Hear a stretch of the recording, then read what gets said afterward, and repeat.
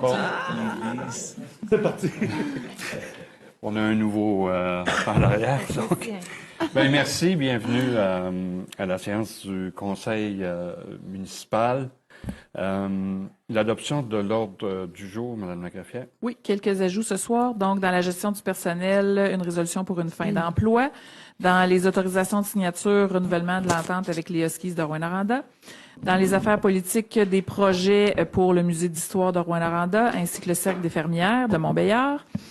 Dans les procédures administratives, une prolongation de délai de construction pour le secteur de Cadillac. Et finalement, dans les recommandations des conseils des quartiers, une nomination au conseil des quartiers de Cadillac. J'en fais la proposition, Daniel Camden. Lynn Fortin, je l'appuie. Approbation du procès verbal. J'en fais la proposition, Louis Dallaire. Je l'appuie, Vicky Brazo. Au niveau des dossiers, des suivis des dossiers politiques, premièrement, permettez-moi de remercier le Cercle des fermières de Rouyn-Noranda qui m'ont remis ce magnifique tartan aux couleurs de la ville de Rouyn-Noranda dans le cadre du 100e. Donc, ce que j'ai appris de la rencontre que j'ai eue avec elle, c'est que ce tartan-là allait être homologué. Donc, il y avait des démarches qui étaient faites avec l'Écosse pour que le tartan soit homologué. Donc, les aux couleurs de la ville de Rouyn-Noranda dans le cadre du 100e. Donc, merci beaucoup au Cercle des fermières. Là, c'était vraiment apprécié. J'aimerais aussi peut-être parler des consultations du quartier d'Alaire. Qui auront lieu le 21 mai, porte ouverte entre 16h et 20h. Donc, à la salle de l'âge d'or de Rouyn-Noranda, l'âge d'or du cuivre. Donc, évidemment, là, ça permettra aux gens du quartier d'en apprendre davantage par rapport au développement qui va avoir lieu qui pourrait avoir lieu dans le quartier. On n'est pas encore rendu là, mais il y a des propositions à faire. Consultation sur le plan climat. La ville de Rouyn-Noranda avance dans l'élaboration, du tout premier plan climat. Il y a eu des consultations en ligne. Déjà 275 citoyens ont participé à ces consultations-là. Donc, ça aura lieu le samedi 6 juin et le mercredi 10 juin. Samedi 6 juin de 9h30 à 11h30 et le 10 juin de 18h30 à 20h30 à la salle Thémabex sur la rue Perrault. Je vais participer avec quelques conseillers aux assises de l'UMQ. Donc, c'est le rendez-vous annuel des élus municipaux, l'occasion en même temps de faire valoir un certain nombre de particularités pour notre ville et en même temps l'occasion de rencontrer différents ministres là, pour faire part aussi des dossiers sur lesquels on travaille depuis longtemps et on espère avoir des réponses avant la fin de ce mandat-là. de ce parti-là qui est au pouvoir depuis 8 ans. Alors, on va travailler là, durant la semaine pour s'assurer d'avoir ces rencontres-là et d'avoir des réponses là, pour la ville de Rouyn-Noranda. J'ai participé comme président de la conférence des préfets au rassemblement des élus, l'ensemble de la région. Je dois avouer que ça a été un moment assez important, d'abord pour s'assurer qu'on porte d'une seule voix en vue de la prochaine campagne, qu'on parle d'une seule voix en vue de la prochaine campagne électorale qui s'en vient. On se doit d'être solidaires, de travailler ensemble. On a nos particularités dans chacun de nos territoires, mais on a beaucoup de choses en commun sur lesquelles on souhaite travailler et qu'on va mettre de l'avant pour la prochaine campagne électorale. Je voudrais aussi souligner une mention, le coup de cœur, qui a été remis à Rémi Mailloux, dans le cadre, donc, il a reçu la médaille régionale. Une des médailles régionales, il y a Pierre Corbeil aussi, là, qui a reçu une des médailles régionales. Le prix coup de cœur a été donné à Rémi Mailloux, qui s'est dévoué durant les 30 dernières années là, pour l'organisme lequel il travaillait. Donc, ça a été un moment assez touchant pour lui, sa famille, mais pour nous aussi là, qui connaissons Rémi Mailloux. Même chose pour M. Corbeil, là, qui a été impliqué au cours des 50 dernières années.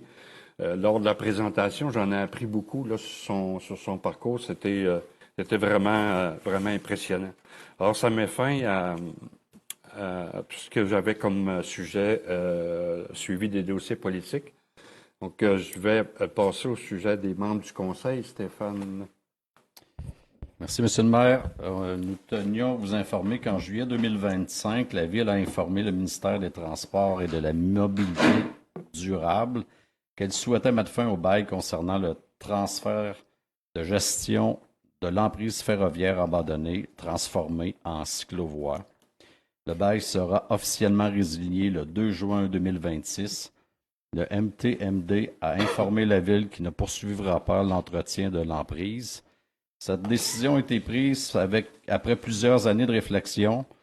La fréquentation de la cyclovoie ne cesse de diminuer alors que les coûts d'entretien, eux, ne cessent d'augmenter. Les infrastructures sont vieillissantes et les coûts des matériaux et de la main-d'œuvre sont de plus en plus élevés. La cyclovoie avait été pensée pour reconnecter Rouyn-Noranda à l'Abitibi-Ouest en passant par le parc de Gabelle, mais le lien est interrompu depuis plusieurs années en raison de ponts qui doivent être réparés du côté de la MRC d'Abitibi-Ouest. Il existe d'autres alternatives pour les piétons et cyclistes telles que la piste cyclable longeant la voie de contournement. En collaboration avec le Vélo Québec, une alternative de route verte sera aussi analysée. Tous les partenaires et organismes concernés ont été informés. L'Association des chasseurs riverains de la cyclovoie est en contact avec le MTMD. Le club de motoneige, lui, détient déjà une entente avec le ministère et le conseil a été mis au courant de la décision au mois de février et on tenait à vous informer de cette décision-là ce soir. Merci. Merci, M. Girard. M. Camden. Oui, merci de me laisser cette minute-là. Juste un projet qui me tient à cœur. Demain aura lieu le projet Impact de la Sûreté du Québec. En ces périodes de graduation, autant au niveau secondaire, collégial, universitaire, de faire prendre conscience aux jeunes de la conduite avec les capacités affaiblies. Une belle représentation demain sera faite par les services d'urgence, c'est-à-dire la Sûreté du Québec, les services préhospitaliers, les services des incendies et le personnel des 2 écoles secondaires vont faire une simulation de demain matin, comme à toutes les années, d'un accident avec les capacités affaiblies impliquant un enfant, un étudiant, un jeune adulte qui apprend à conduire. Donc, en cette période de graduation, en cette période fort achalandée où nos jeunes se retrouvent pour célébrer leur fin d'études, je pense que c'est important de prendre conscience de ce qui peut arriver lorsqu'on conduit avec les capacités affaiblies. Donc, c'est un beau projet qui va avoir lieu demain à l'école Iberville en avant-midi pour tous nos jeunes secondaires 5, autant de l'école La Source que de l'école d'Iberville. Et je pense aussi à tous nos étudiants secondaires, collégiales, universitaires, formation professionnelle, juste de l'avoir derrière la tête que si on consomme, on ne conduit pas. C'est important, c'est un moment de réjouissance, la période des graduations un peu partout. Donc, ça serait le fun qu'il y ait un lendemain pour tous nos jeunes. Merci. Ça va? Donc, Il y avait- oups, excuse-moi. Dans le fond, moi, pour ma part, je voulais informer que, encore en lien avec le plan climat, on va faire un petit projet pilote, là, dans le fond, d'essayer de faire une rencontre de district. Ça risque, en tout cas, c'est vraiment début juin, là, pendant les consultations. Donc, on va réunir mes 5 conseils de quartier là, du district Quéquécourt pendant une soirée là, pour, mettons, faire une rencontre, là, tous les conseils de quartier ensemble là, pour faire une consultation sur le plan climat. Ça va? Oui, merci. Merci. Donc, on est rendu au point 5, là, demande citoyenne. Je voudrais juste, avant d'ouvrir les micros, vous dire qu'il y a un nouveau cadran qui a été acheté, là, qui permet au maire de se concentrer davantage sur ce que les citoyens ont à dire que plutôt que de se concentrer sur le temps à gérer. Je vais quand même devoir peut-être vous interpeller si jamais ça dépasse, mais vous avez 5 minutes, on a une période de 30 minutes, on vous demande de vous rendre au micro et de vous identifier. Donc, je voulais juste vous dire, le cadran est là, mais juste pour gérer le temps donc, de vos interventions. Donc, les micros sont ouverts.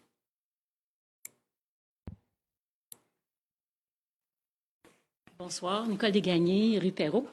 Alors, je reviens vous voir parce que j'ai toujours l'objectif de vous apprendre des choses par petites bouchées pour améliorer votre compréhension de la situation qui se passe à Rouyn-Noranda.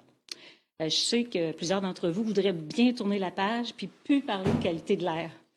Je vais vous dire un secret, moi aussi. J'aimerais bien ça qu'il n'y ait plus de problème de qualité de l'air. Alors, mais c'est impossible, puis je vais vous annoncer que je souffre d'éco-colère. Je vais vous expliquer c'est quoi à la fin. Mais d'abord, vous savez que moi, en tout cas, moi, je vous le dis, là, je n'avais pas prévu passer ma retraite à faire ça. Je travaille quasiment à temps plein sur le dossier. Je croyais faire du vélo, du ski de fond, du tennis. J'en fais. Mais je regarde toujours la direction du vent, puis je trouve que des fois, ça goûte la mine, puis ça me fatigue plus qu'avant. Je pensais aussi avoir le temps de lire.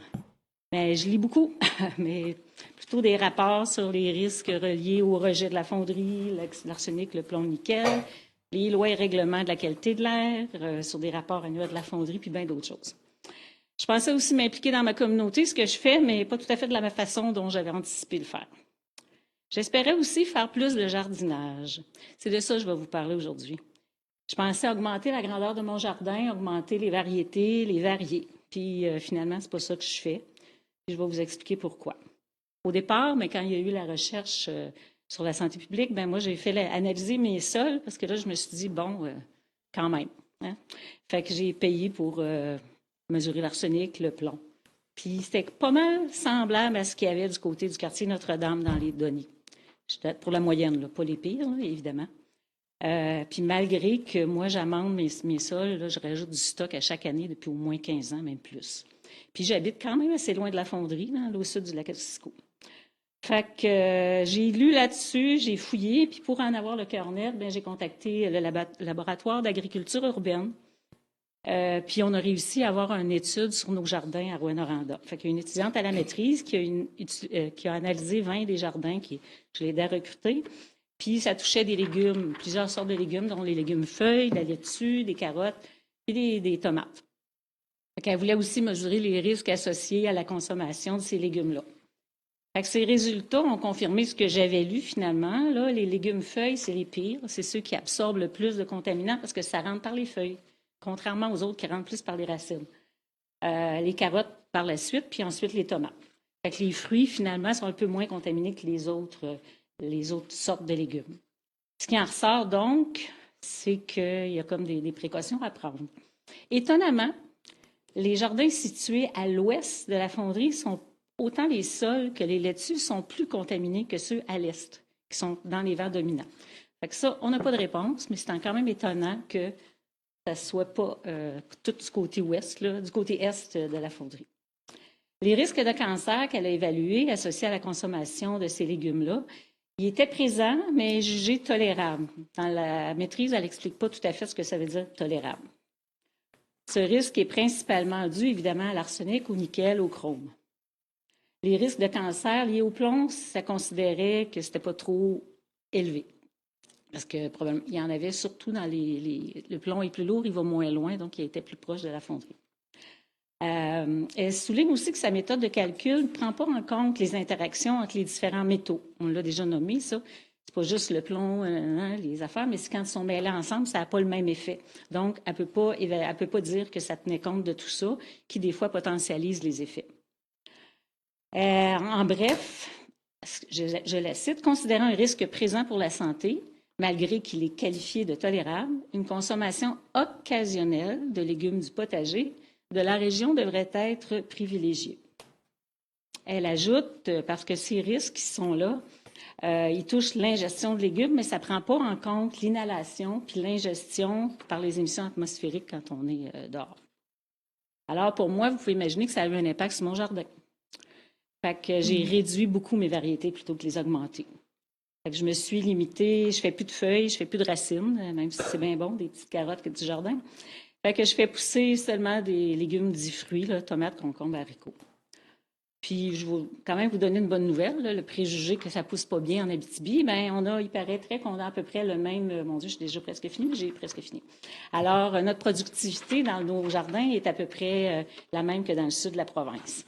Je vous ai dit que je souffrais d'éco-colère, je termine. Alors, je vous avais déjà entendu parler d'éco-anxiété. L'éco-anxiété, ça gèle, ça bloque. L'éco-colère, ça fait bouger, ça évite la dépression, c'est une mise en action. Ça fait que ça améliore la santé, le bien-être, ça réduit la dépression, le stress. Fait qu'en vous expliquant ça, je vais vous envoyer un article, vous allez peut-être mieux comprendre pourquoi des centaines de citoyens sont motivés à bouger, ça les tient en forme, ça réduit le stress, puis ça nous donne une meilleure santé mentale. Merci. Merci. Merci, Mme Legagné. Merci beaucoup. D'autres interventions?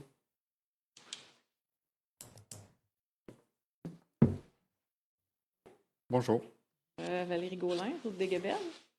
Je viens en rapport à votre point 9.1, votre ordre du jour. Moi, j'ai fait la demande à la CPTAQ pour acheter une terre à mon père. Moi, ma maison est bâtie sur une de ces terres-là. J'avais un droit acquis pour bâtir ma maison. Ça fait 25 ans que je suis bâtie, que je reste là.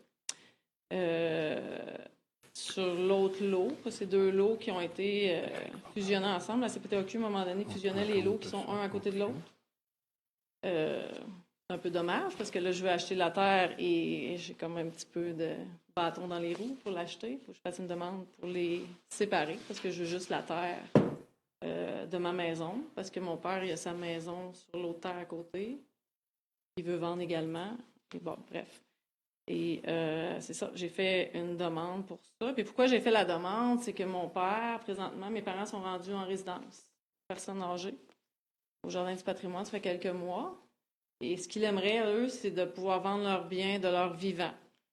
Parce qu'ils sont un petit peu soucieux de leur état financier pour leurs dernières années à vivre. Ça coûte quand même cher, les résidences pour personnes âgées. Mes parents sont tout le temps un petit peu soucieux de leurs moyens financiers, de leur argent. Donc, c'est pour ça que j'ai fait la demande à la CPTAQ, parce que, de toute façon, mon père me fait un legs testamentaire sur les terres. Donc, de toute manière, ces terres-là seront séparées sans demande à la CPTAQ, de ce que j'ai compris. Et je trouve ça un peu dommage que le CCAG a été défavorable en ma demande. Je trouve que ça ne m'aide pas du tout pour la CPTAQ. Et ce qu'il faut comprendre aussi, c'est que ces terres-là qui sont agricoles, que présentement, il y a des agriculteurs qui les cultivent, qui font les foins pour leurs animaux. Et ça va rester quand même si les terres sont séparées, même si j'achète la terre. Il n'y a absolument rien qui va changer de ça. Donc, je viens pour voir s'il y a moyen d'avoir un peu d'aide du côté de la municipalité avec la CPTAQ pour que mon projet soit favorable et non défavorable à ma demande. Bonjour. Oui. Éric Grenier, dans le fond, je suis le président du CCAG. Oui. Ce que je peux dire, c'est qu'on n'est vraiment pas insensible, dans le fond, à votre situation, comme à peu près à toutes les ceux qu'on analyse. Okay. Le CCAG, d'entrée de jeu, on est vraiment On recommande, on décide de rien. C'est vraiment la CPTAC là, qui décide. Fait que, même si on dirait qu'on est favorable, ben, ça veut pas dire qu'ils vont l'être. Puis qu'on est défavorable, ça veut pas dire qu'ils vont l'être non plus. Puis des fois, on est favorable, puis ils sont pas ou vice-versa. Fait que, le poids qu'on a réellement, des fois, on se le demande, là, juste pour vous rassurer un petit peu. Sinon, dans le fond, nous, le comité, il faut vraiment... Le rôle, c'est vraiment de voir la pérennité de l'agriculture dans la zone agricole. Fait que, peu importe qui fait la demande, peu importe dans quelle situation, c'est vraiment d'avoir ça en tête. Puis, dans ce cas-là, ça a été quand même unanime là, autour de la table parce que c'est vraiment une zone dynamique là, agricole. Vous venez de le mentionner, mais la raison du pourquoi là, que souvent le morcellement n'est pas trop... on va dire, recherché ou bien accepté. Si je lis, dans le fond, une phrase d'une réponse d'une des membres, c'est l'usage futur de la terre ne pourrait plus devenir agricole, alors que si les deux terres restent ensemble, les superficies sont intéressantes pour faire l'acquisition par un agriculteur ou un futur agriculteur. Le secteur de Montbrun est super dynamique au niveau agricole et plusieurs entreprises cherchent à prendre de l'expansion et ou ont une relève sur leurs entreprises. Fait que c'est un peu la grosse raison du pourquoi que souvent le morcellement n'est pas vraiment recherché. C'est pas mal ce que je pourrais répondre. Ça, je comprends, mais je suis quand même sur les terres à mon père et ça ne changera rien à l'agriculture. Les agriculteurs qui font les foins-là, qui cultivent les terres, vont continuer à le faire pareil. Puis si c'est pas eux, ça va être un autre.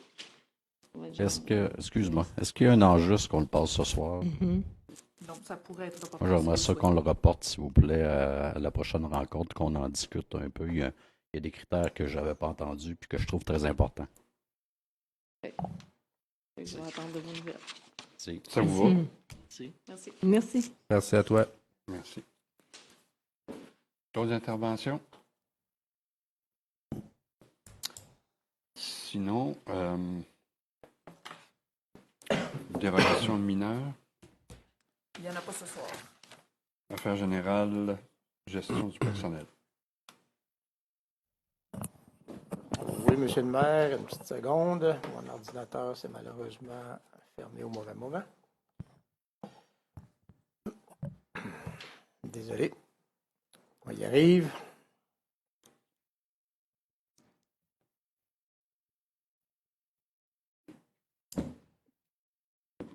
On y arrive.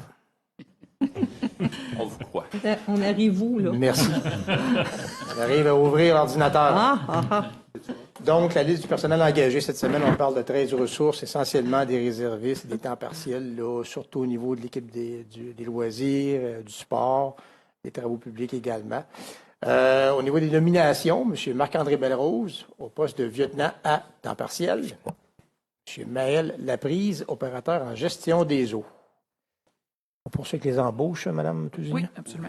Donc, embauche de Mme Jenny Dallaire au poste de conseillère en ressources humaines. Et également une fin d'emploi du salarié numéro 02492. J'en fais la proposition, Daniel Camden. Lynn Fortin, je l'appuie. Votre ordinateur est toujours ouvert? Mon ordinateur fonctionne très bien. Pas de contrat. Je suis très heureux d'ailleurs. Contrat de soutien, donc on poursuit avec les contrats. Contrat de soutien d'entretien de l'infrastructure téléphonique Alcatel-Lucent à Services et solutions professionnelles en télécommunications SSP incorporé au montant de 217 044 et 44 sous, taxes incluses étant la seule reçue et conforme. Travaux civils de la place extérieure de l'aérogare de Rouyn-Noranda à 9045-2491 Québec Inc., entreprise Gaétan-Jolicoeur, au montant de 329 555 et 75 sous, taxes incluses étant la plus basse conforme. Acquisition de compteurs d'eau pour le quartier des Vins, les compteurs Lecomte limités au montant de 62 668,91 taxes incluses étant la plus basse conforme. Acquisition d'un panneau de contrôle et de puissance P3R, contrat octroyé de gré à gré à Automatisation GRT Incorporée, au montant de 56 165 et 29 sous, taxes incluses. Location de machinerie pour la période du 1er mai 2026 au 30 avril 2027. Différents soumissionnaires à taux horaire et par ordre prioritaire selon le document intitulé « Liste de priorités d'appel pour location de machinerie 2026-2027 ». Services professionnels visant la réalisation d'un plan de gestion de débordement dans le secteur des vins à la salle NHC Incorporée au montant de 86 030 $ et à 4 sous, taxes incluses ayant obtenu le plus haut pointage final. Acquisition et fabrication d'enseignes lumineuses à l'intersection Perrault-la-Rivière, contrat octroyé de gré à gré à 649-1069 Canada Inc., le réflecteur, au montant de 66 381 $ et 98 sous, taxes incluses. Annulation de l'appel d'offres IMM 140426 concernant la réfection de la toiture de la menuiserie, considérant une révision de l'étendue des travaux. Et finalement, annulation de l'appel d'offres IMM 280426 concernant les travaux de réfection du gymnase Denis-Julien, considérant que la soumission reçue dépasse le budget alloué. Lynn Fortin, j'en fais la proposition. Je l'appuie. François Gagné. On poursuit avec la vente de terrain, donc une vente cette semaine, acquisition du lot 6 718 557 au Cadastre du Québec, rue Filiatro, appartenant à Mme Émilie Boucher et M. Frédéric Danny Blanchette. Je voudrais appuyer cette proposition d'achat de terrain et saluer les gens de la rue Filiatro qui sont en attente depuis quelques années. Je l'appuie. Stéphane Girard. Autorisation de signature, entente de délégation concernant la gestion administrative et financière du programme d'aide financière pour l'attraction de congrès nationaux et internationaux avec le Centre local de développement de Rouyn-Noranda, CLD Rouyn-Noranda. Protocole d'entente relatif à des travaux de type municipal avec Transaction Investissement Incorporé aux fins de prolongement des infrastructures municipales de l'avenue Pélissier pour un projet de développement domiciliaire. Renouvellement annuel du contrat d'assurance collective du regroupement d'achat pour l'assurance collective des villes de l'Abitibi-Témiscamingue et du nord du Québec avec Beneva au 1er juin 2026. Et finalement, renouvellement de l'entente avec les Huskies de Rouyn-Noranda 2025-2030. Lynn Fortin, j'en fais la proposition. Je l'appuie. Vicky Brazo. Donc, aucune correspondance n'a été déposée pour ce soir. Dans les affaires politiques, en 9.1, à la suite des commentaires émis en début de séance, la décision concernant la demande de Mme Gaulin sera reportée au 25 mai. Je vous propose qu'on les passe en bloc, prendre un proposeur appuyeur. Donc, au niveau de l'Office municipal d'habitation, la désignation de 3 administrateurs qui sont messieurs Sébastien Côté, Philippe Marquis et Mme Kathleen Baldwin. Également, une observatrice, Mme Vicky Brazo, sur le conseil d'administration. Ensuite, au niveau des intrépides de Rouyn-Noranda, dans le fond, à chaque année, la Ville contribue financièrement au programme de supplément au loyer pour les immeubles des intrépides. On parle pour 2025 d'un montant de 12 005 $.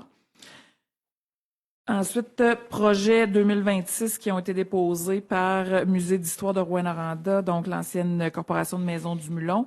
On parle de 2 projets, l'Église Saint-Provise et Boomtown Théâtre déambulatoire, qui totalisent un montant de 14 397,80 $, dont 50% des montants provient de la Ville et l'autre de l'enveloppe du ministère de la Culture et des Communications. Et finalement, un versement d'un montant supplémentaire de 956 $ pour le Cercle des fermières de Montbéliard pour le projet d'aménagement de la salle de couture. Je vais le proposer, Éric Grenier. Lynn Fortin, je l'appuie. Ensuite, dans les procédures administratives, donc l'approbation de critères et grilles d'évaluation des offres conformes pour un mandat de service professionnel visant la réalisation d'un inventaire des arbres urbains. Ensuite, une autorisation de signature d'un empiètement concernant le compteur à gaz naturel pour la propriété qui est située au 98 14e rue. Donc, il y a un empiètement sur la propriété de la Ville. On vient le régulariser par servitude car il n'y a pas d'enjeu au niveau des opérations de déneigement et d'entretien du trottoir. Emprunt au fonds de roulement pour le secteur de la culture, donc de l'art public, l'acquisition de modules pour exposition extérieure au montant de 18 000 $. Au niveau des immeubles, plusieurs projets qui totalisent 216 500 $. Dans les opérations comptables, pour avoir contribué financièrement à la finale régionale des Jeux du Québec 2026 qui avait lieu à fin janvier, début février, un montant de 55 000 Dans le cadre de services professionnels en accompagnement et développement aéroportuaire pour l'aéroport, à même les frais d'utilisation par passager, les FUP, on parle d'un mandat de 33 000 qui est octroyé à la firme JBAS pour permettre là, ces services-là. Journée plein air aux collines du Mont-Kekeko dans le cadre du 100e de la ville de Rouyn-Noranda, on parle d'une somme de 13 123 Une compétition de roulis-roulants à Cadillac, toujours dans le cadre du 100e anniversaire, au montant de 7 873 Le financement d'une partie des travaux associés au projet de réaménagement de l'espace Dr. Réal Lacombe, qui est à la presqu'île du lac Ossisco, un montant de 250 000 pour permettre la réalisation du projet. Et finalement, annuellement, la Ville doit engager des honoraires juridiques et honoraires professionnels de l'évaluateur signataire quand il y a des contestations là, au niveau des valeurs qui sont établies pour les différents immeubles sur le territoire. Donc, un montant de 68 242 en honoraires à ce titre-là. Ensuite, à 10,5, annuellement, la Ville émet différents contrats. En cours de route, il y a des ordres de changement qui peuvent être émis pour des dépassements de coûts qui n'étaient pas planifiés initialement et qui n'étaient pas prévus au contrat. Donc, on parle pour le trimestre de janvier à mars 2026 d'un montant de 28 686,26 pour un projet avec des coûts additionnels. Ensuite... Moi, c'est pas mon ordinateur, mais c'est mes feuilles. Une modification du règlement 2017-945 pour augmenter la dépense pour le projet de stationnement qu'on a vu tout à l'heure dans les octrois de contrat à l'aéroport. Donc, il manquait des sous pour réaliser la totalité du projet. Par contre, à même les frais d'utilisation par passager, il y a la possibilité d'aller chercher 108 500 $ pour permettre la régularisation de tout ça. Et finalement, dans le secteur de Cadillac, il y a un promoteur, la compagnie 9549-74 Québéking, qui a un projet de construire dans les 24 prochains mois un immeuble commercial industriel. Donc, il s'agit là, de permettre de prolonger le délai initialement qui devait être au 8 septembre 2027. Oui, c'est ça. Donc, de le prolonger en mai 2028. On fait la proposition. Stéphane Girard. Je l'appuie. Élisa Maud-Champagne. Recommandation des conseils de quartier. Conseil de quartier de Cadillac, c'est ton temps, Yvon. Oui. Concernant la nomination de Mme Justine Ducrot, le conseil de quartier propose sa nomination. Je propose. Je l'appuie. Éric Grenier. Approbation des comptes au montant de 4 617 295,10 J'en fais la proposition. Je l'appuie. François Gagné. Au niveau des avis de motion, un seul ce soir, un règlement sur la gestion contractuelle. Actuellement, la Ville détient un règlement là, de cette nature-là, le 2022-1227.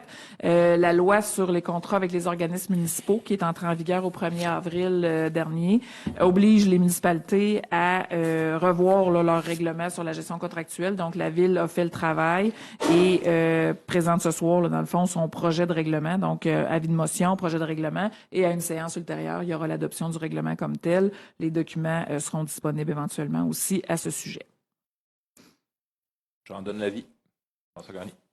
Et finalement, au niveau des règlements, donc suite à une consultation publique qui a eu lieu en mars dernier, donc l'adoption du règlement 2026-1430 qui modifie le règlement de zonage pour 2 secteurs, dans le secteur de l'avenue Wolfe pour agrandir la zone pour permettre du résidentiel et également créer la zone 71-87 dans le secteur du chemin du Lac-Hélène dans le quartier des Vins pour assurer une conservation de la zone. Lynne Fortin, j'en fais la proposition. Je l'appuie, Vicky Brazo.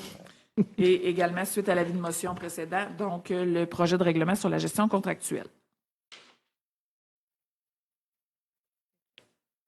J'en fais la proposition. J'appuie. Yvon Tubize. Donc, période de questions allouées aux journalistes, ça va se faire en individuel. On ne pourra pas lever la séance si Sylvie n'est pas là. Sylvie est toujours là. Hey, je vais en profiter pour la première fois en 8 ans. Hey, oui, c'est qui Je vais lever la séance, s'il vous plaît. Et je vais l'appuyer. Merci. Merci. Merci.